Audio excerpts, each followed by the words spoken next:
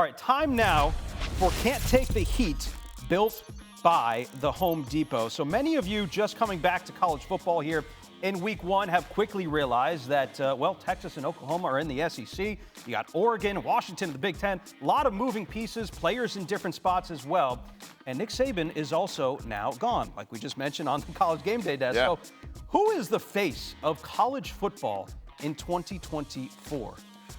Oh, you looking at me? I'm looking at you, Matt. You're looking at me. You well, can give us I the think answer. my favorite, two villains right now, I'll go with the villains, right? And it's going to be Dan Lanning and Lane Kiffin, right? Because it's just kind of easy, you know? It really is. They got a little attitude, right? They're not afraid to just let you know exactly how they feel.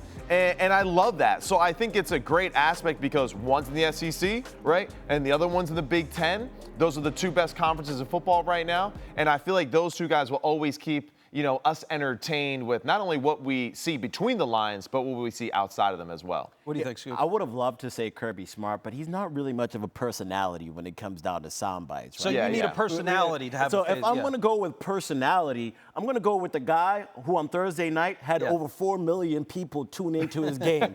Deion Sanders is kind of the face of college football right now because everybody can't get enough of watching this team. No doubt. I know some of y'all might be tired of us talking about them. I get it.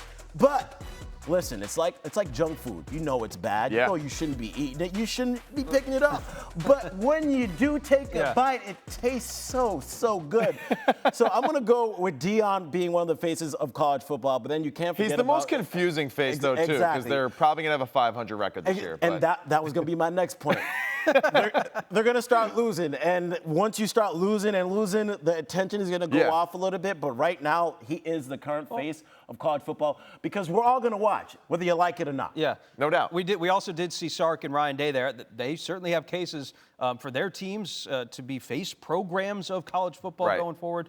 But Deion is kind of a different level, and we saw what 12 did on Thursday night. We saw what number 2 did. Those two are on kind of different planets. That's right. Speaking of Sark, Texas was playing a team that.